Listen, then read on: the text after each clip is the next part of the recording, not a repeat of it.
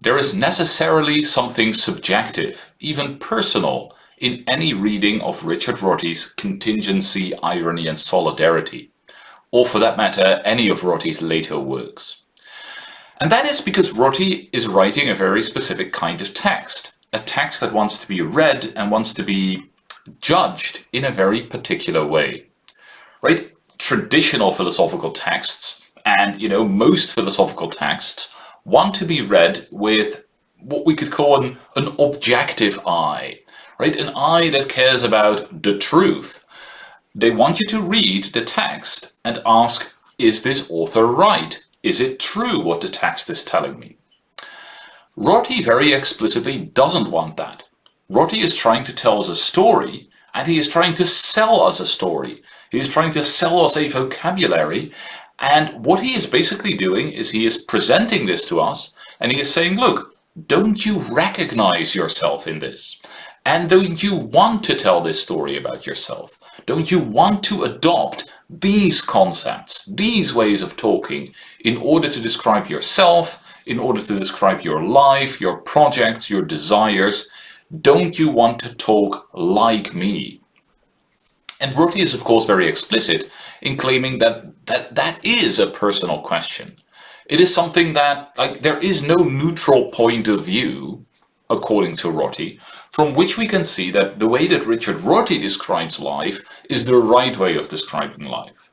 Rather, the most that any of us can do, and maybe also the only important thing that any of us can do, is to start from our own very contingent position, our own position in history, our own position in culture, our own very individual, life and history and all the things that matter to us, read Rorty and draw our own conclusions about whether we think that Rorty's story is our story, whether we think that Rorty's ways of thinking can help us maybe overcome some of the things that we have that have held us back, whether his story can allow us to make progress in the development of our own historically contingent personality.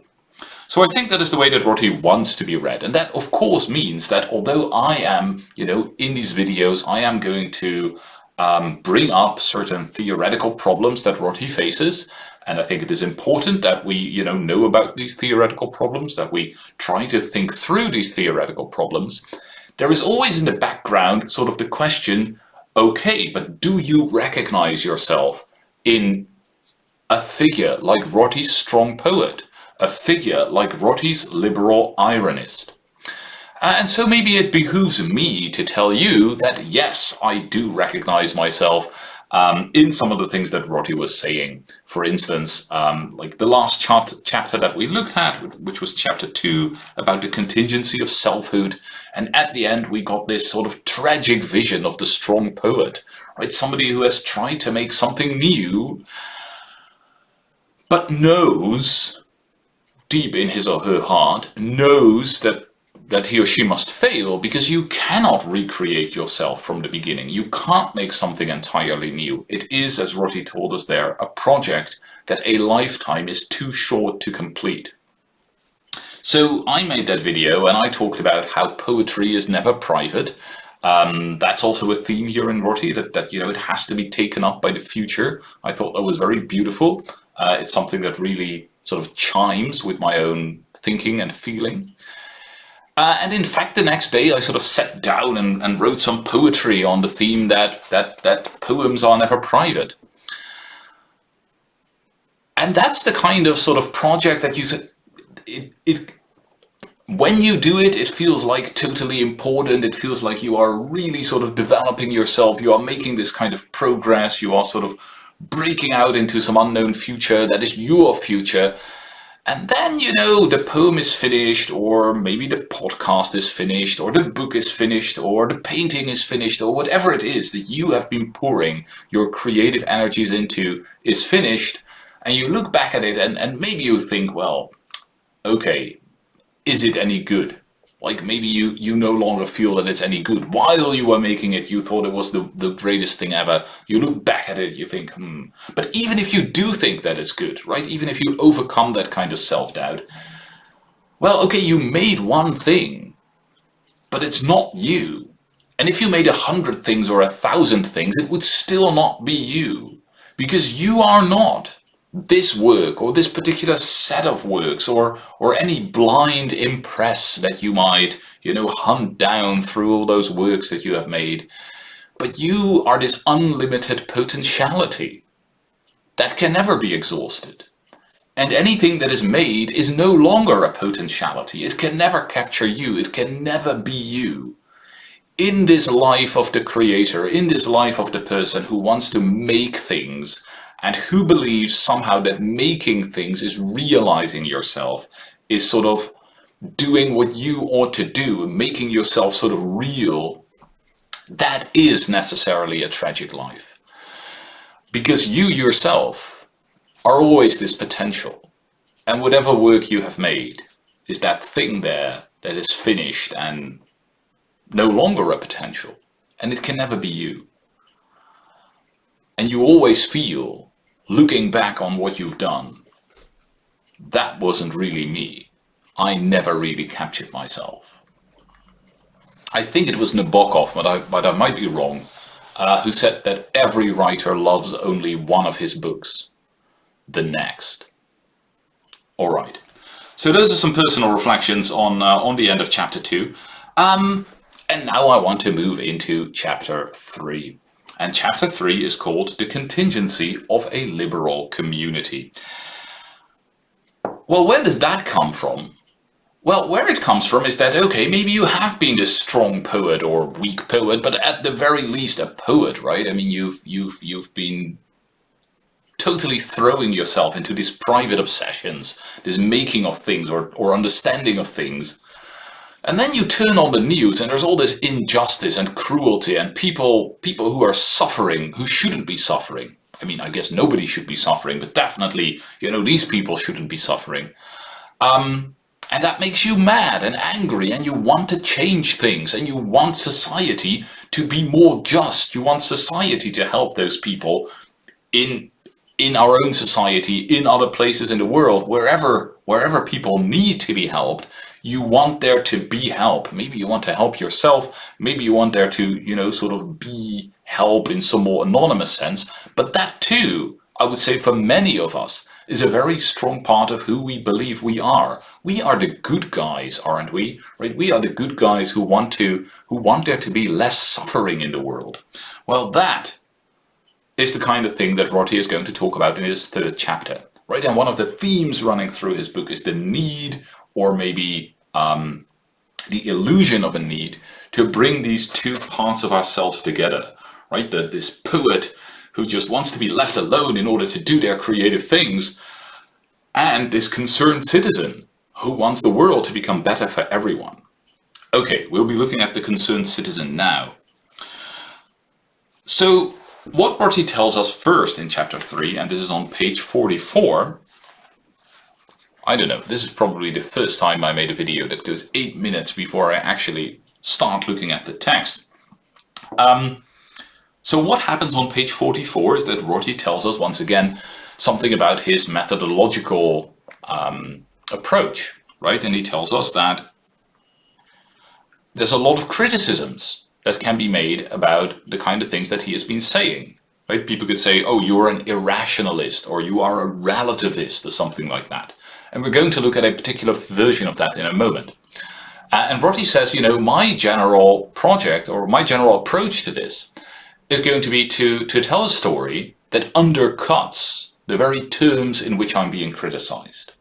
So what I'm not going to do, if somebody says you're an evil relativist, what I'm not going to do is agree to use the very terms in which the criticism is couched and then try to give an argument showing that, there's nothing wrong with my position. Why am I not going to do that? Because if I do that, I automatically accept the validity of my opponent's position. Right? And I shouldn't be doing that because there's no way for me to win that discussion. Right? The only way for me to win, the only way for me to make what I'm saying look good is to change the terms in which we think about these things. Right? To get you to a point where the original question no longer seems to make any sense. And so where I want to get you, Rorty is telling us, is I want to get you to the place where somebody's saying, well, But isn't this a relativistic position?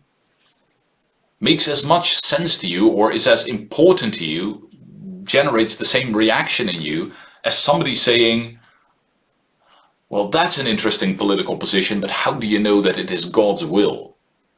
Right? And I think for most of us, that would seem to be a pretty quaint question, right? I mean, we don't think that we have to, that our political position has to be based on some divine revelation or something like that. That kind of question doesn't really seem to be the relevant question in the political realm.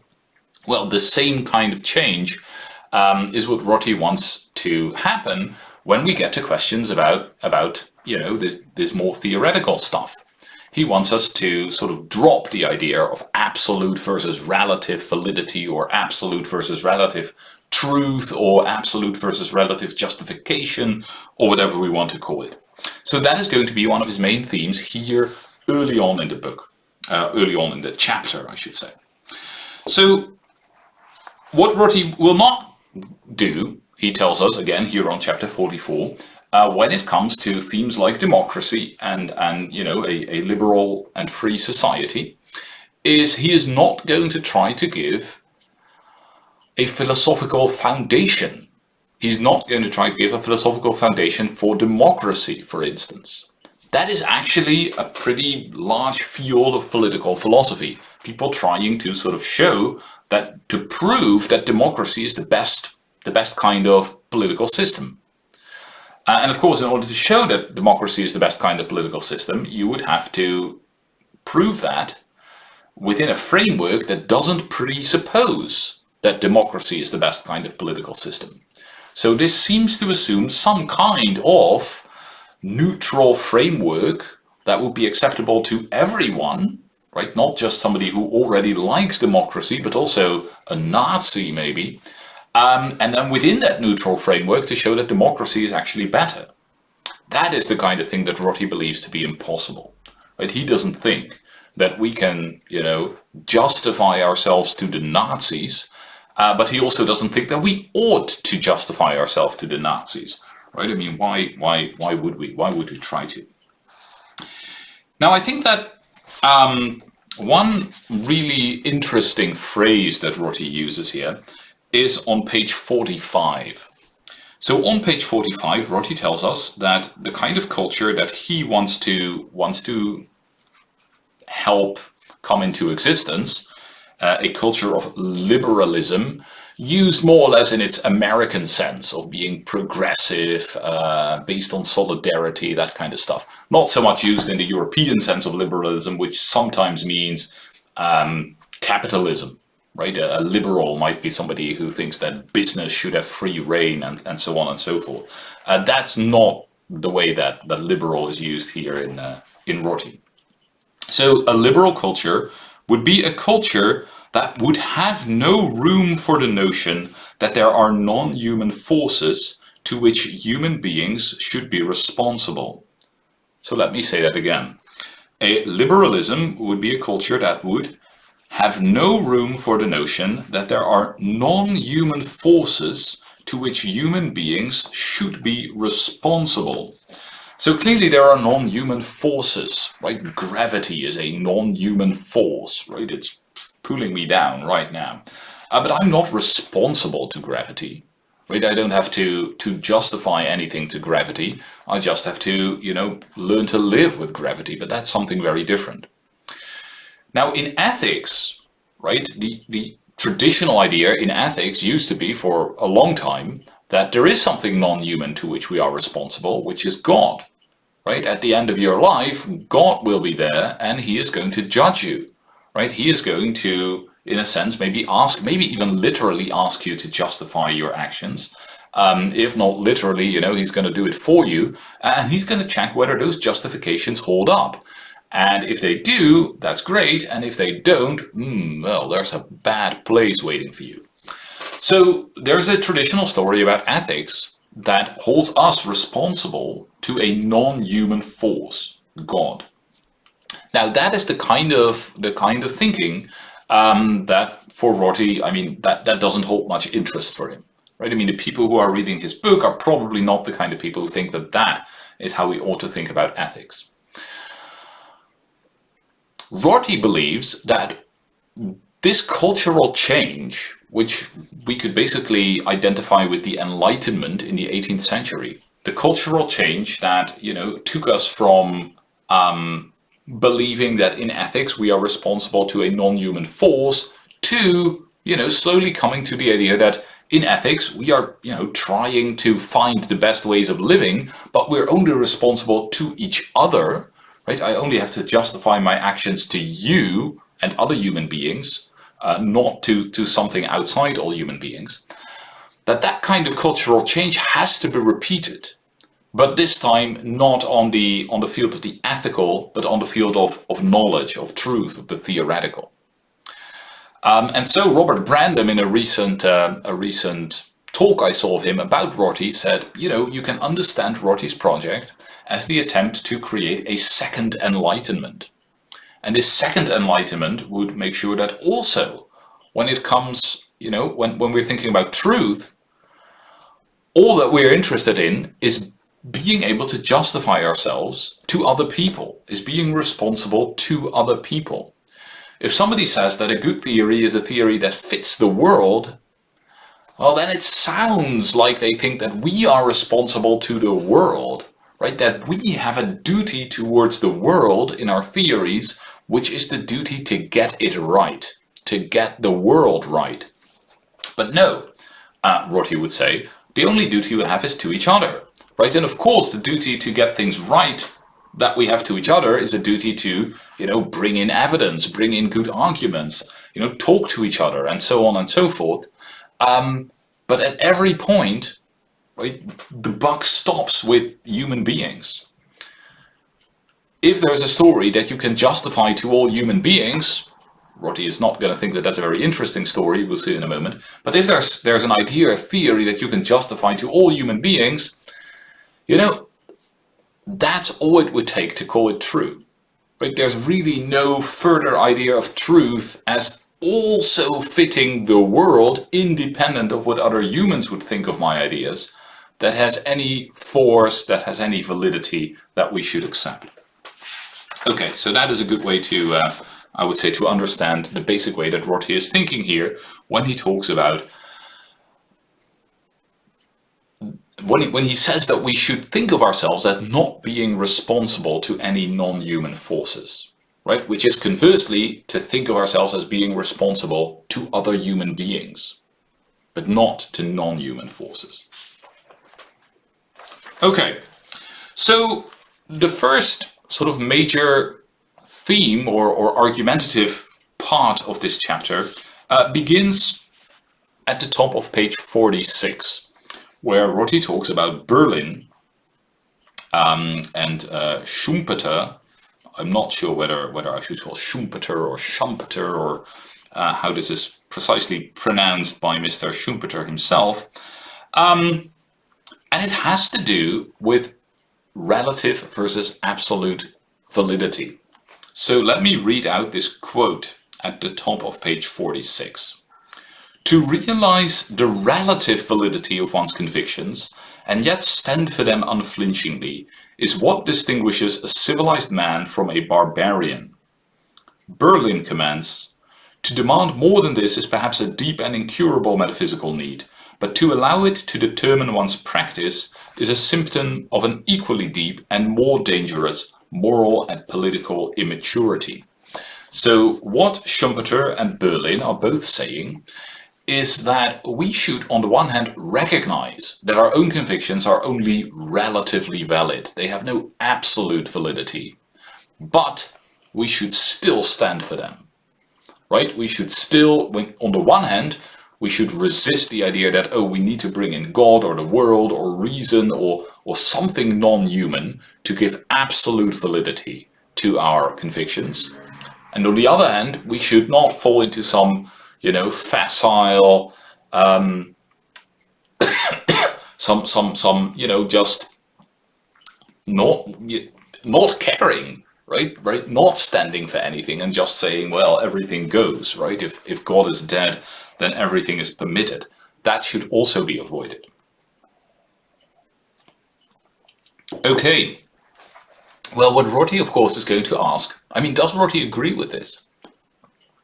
Well, he almost agrees with it, right? He almost agrees with the claim that anything we believe can only be relatively valid, and that we should still stand for it unflinchingly, and that trying to bring in God or somebody like that in order to give absolute validity to our beliefs, that is the wrong move. He almost agrees with all of that. But he thinks that talking about it in this way is precisely taking up the position that you're trying to abandon. Right? Believing that there is something important that you're saying when you are saying that your beliefs have only relative validity, that is precisely what we should no longer believe. Okay, how does that look in Rorty? Well, on page 47, he gives us two ways of thinking about the distinction between the relative and the absolute. So here is the first idea about what relative validity might mean.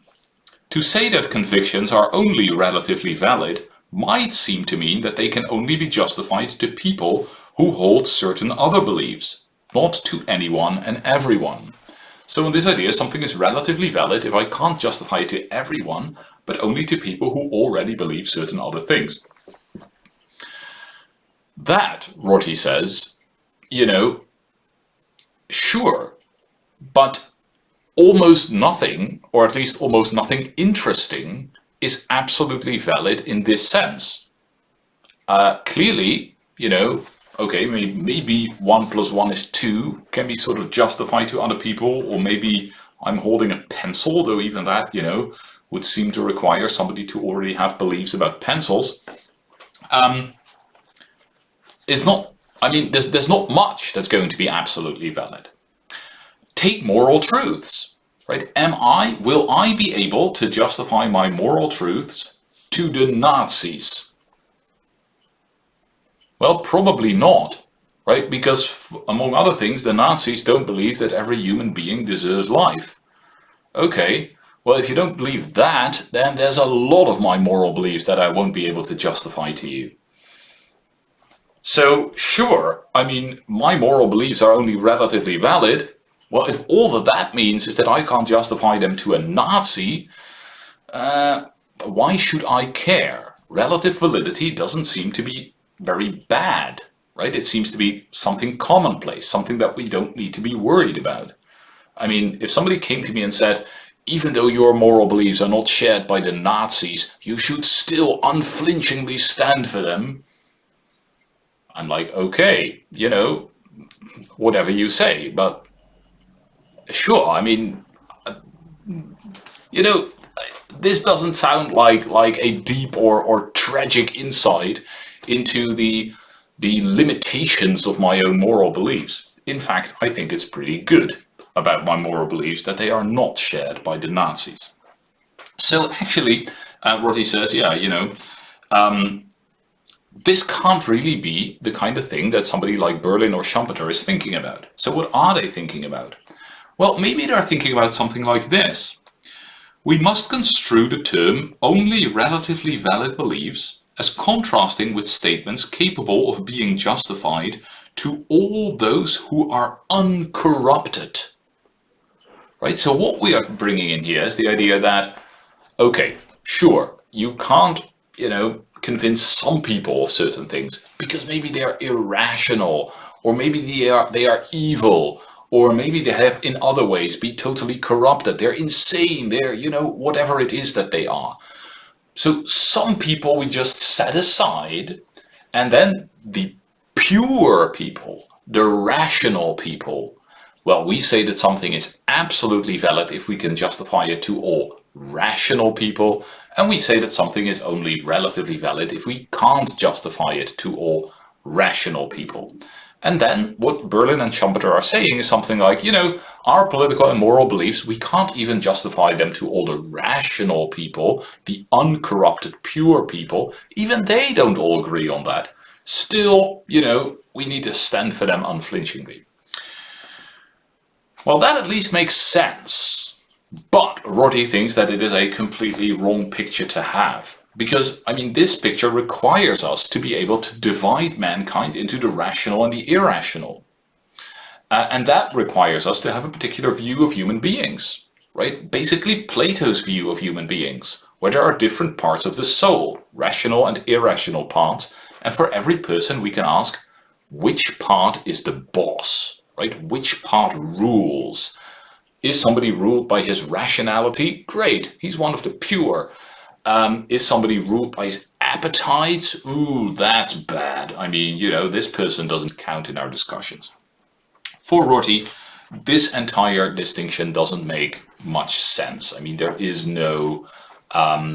we already saw this when he was talking about Freud, right? This idea that we can split the soul into the higher and the lower, the rational and the irrational, that is not a picture that Rorty wants to take seriously. Rorty here brings in a particular way of undermining that picture. I think it's a problematic way of undermining that picture. It's a way that we already know from chapter 1. So here's what he tells us. Such a restricted notion of rationality is all we can allow ourselves if we accept the central claim of chapter 1. That what matters in the end are changes in the vocabulary rather than changes in belief, changes in truth value candidates rather than assignments of truth value. So what Rorty is telling us that he made in chapter 1 this distinction between these different vocabularies. And he told us that what is really important is not changes of belief within a vocabulary, but changes of vocabulary itself. And he also told us that those changes, you can't really think of them as being rational, as being guided by rationality. Any standard of rationality is going to exist only within a vocabulary, within a language. And so it doesn't even apply to people who have very different ways of thinking, people who have a different vocabulary, or in the terms of Thomas Kuhn, people who are in a different paradigm. And so Rorty thinks that this story about language will help undermine the idea that there could be important truths that we can justify to all the rational people. And I guess that it does help tell that story. But it does seem to me that this distinction between, changes of, how does Rorty phrase it? Changes in truth value candidates rather than assignments of truth value. This idea that we can make a distinction between those situations in which we disagree, but are still in the same vocabulary, and those situations in which we talk a different language. That seems to me a distinction that is impossible to make. Right? How are you ever going to find out that you are not disagreeing with someone, but you're talking a different language? Take me and the Nazis. Are I and the Nazi disagreeing about whether every human being deserves life?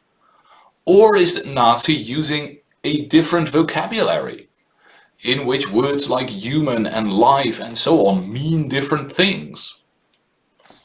Frankly, I have no idea how to answer that, and I have a pretty big suspicion that the question doesn't make any sense. And so I think that Rorty might be relying here on, a metaphysical idea that he ought to be doing without. And I think actually that we will see the reappearance of this metaphysical idea in a very problematic manner a little bit further on. In this same chapter. And we'll not get to that in this video, but we will get to it in the next video.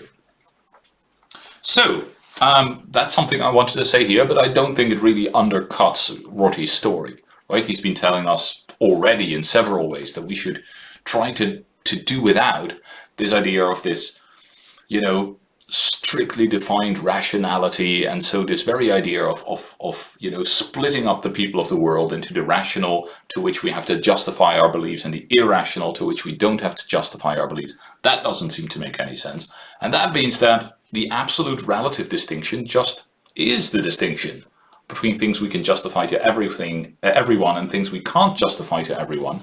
And that doesn't seem to be a very important distinction. It certainly doesn't seem to have the kind of importance and sort of almost metaphysically despair-inducing qualities that Berlin believes that it has. So, what is Rorty's solution to this question of relative validity? It is to just, throw away the idea that there is a neutral standpoint, right? So what he tells us at page 50, he says, only the assumption that there is some such standpoint to which we might rise gives sense to the question, if one's convictions are only relatively valid, why stand for them unflinchingly? Right? It's only if there is an absolute standpoint that we can be impressed by the question, okay, but if your beliefs aren't valid from the absolute standpoint, why do you have them? I mean, if there is no absolute standpoint, if every belief is, from a particular non-absolute standpoint, you can't even really ask this question, right? The very sort of puzzlement about why somebody would stand for those convictions seems to disappear.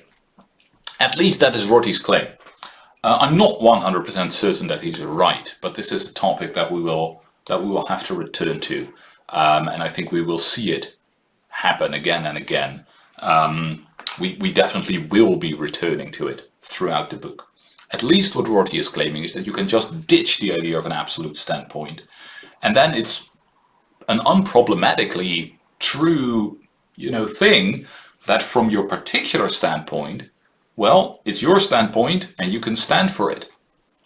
So even if you know that the Nazis don't agree with you, won't agree with you, and that this is not because they are irrational, you can still stand for the idea that every human being deserves life. Well, that at the very least, I hope, is true. So here's what Rorty goes on to do on the pages after that. He and I think this basically further undercuts this idea that there are these like isolated languages and that we can say, oh, I speak this language and you speak this other language. Especially on page 51, he tells us that there is a wide strategy of ways for, talking to people who seem to be disagreeing with you on some very fundamental elements, right? There are all these ways of talking to them, parts of our language, parts of our thinking that we can bring to bear on any question. Rorty himself talks about flanking movements, which basically means like approaching the topic from completely different directions that, might lead to more agreement maybe, that might you actually allow to get somewhere or to persuade someone. And so Rorty seems to be like emphasizing the richness and dynamism and non-linearity of our linguistic practices and our ways of persuasion there, which I think is a very good note to sound. Okay, last thing I want to talk about in this particular video is what Rorty is talking about at the top of page 52. So one of the maybe most controversial things about Rorty in many discussions of his work are his ideas about truth and objectivity. And we've basically been talking about truth and objectivity this entire video.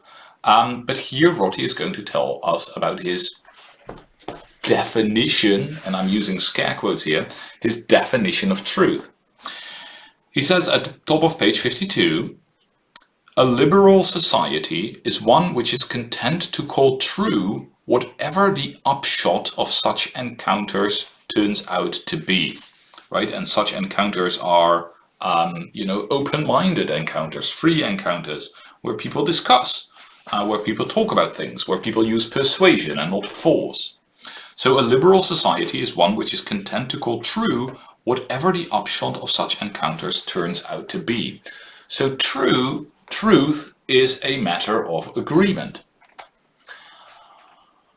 Here's one way to think about that. You could say, whoa, this is bad. Surely everybody can agree on something and yet it be false, right? What if everyone in the world thought that the earth was flat? It would still be round. Rorty is denying science, he is denying objectivity, he is, personally responsible for fake news and post-truth and, all that kind of stuff. That's one way of reading this. The other way of reading this is reading this as an expression of Rorty's desire for a second enlightenment, right? And this second enlightenment was the idea that also when it comes to knowledge claims, including claims about, let's say, the shape of the Earth, the only thing I'm responsible to is other people. So what Rorty is saying is that when I'm claiming that the Earth is flat, and when I'm claiming that the Earth is round, what I'm responsible for is bringing to bear ideas, arguments, observations, and so on that end up persuading other people. And so sure, I mean, people can be wrong, right? And we can, from a later point of view, say, oh, those guys were wrong. We can say that. And so, maybe we shouldn't read this as a definition of true, at least not if the people involved are the people at one moment of time or something like that. Yeah, sure. I mean, everybody right now could agree on something and still it could turn out to be false. But its turning out to be false would be a matter of there being ways for somebody to persuade us that we were wrong, right? If everybody believes that the Earth is flat, but actually it's round, what it means to say that actually it's true that it's round, it means to say that there would be ways, or there are ways, to persuade us that it's round. And maybe nobody has found those ways yet, but they're there, right? I mean, we could be persuaded. There's, persuasion material out there. It is to think of truth in the end as having to do with how human beings investigate the world, and especially with how human beings justify their claims to each other. Right? How human beings justify their claims to each other. That's what it's about. And so I don't think, I mean, maybe this is problematic. But it looks much more problematic than it is if you approach it with a certain mindset. And if you understand the context in which Rorty is making this claim and, the kind of philosophical change that Rorty is trying to make, then it starts looking kind of good. And it starts looking kind of reasonable. And whether we agree with Rorty in the end or not, at least I want to get us to the point where we think, this makes some sense, right? And as it's not the case that, Rorty has failed to think through the possibility that at some point everybody thought that the Earth was flat, right? That's not what he has failed to think through. He has a very good story to tell about that. Sure, at a certain point everybody thought the Earth was flat, but hey, there turned out to be ways to persuade us that the Earth was round, right? And that's why we are now justified in saying that the Earth is round, that is true, and that the people back then had a wrong belief. Fundamentally, we are allowed to say that because this is a claim that we can persuade each other about. Okay, we can persuade each other off, is what I ought to be saying. Well, thank you for that. We spent a lot of time on just a couple of pages, but I think they were important pages, and we saw some very fundamental ideas of Rorty happen here, we talked about here. Let's delve more deeply into the political parts of the chapter next time.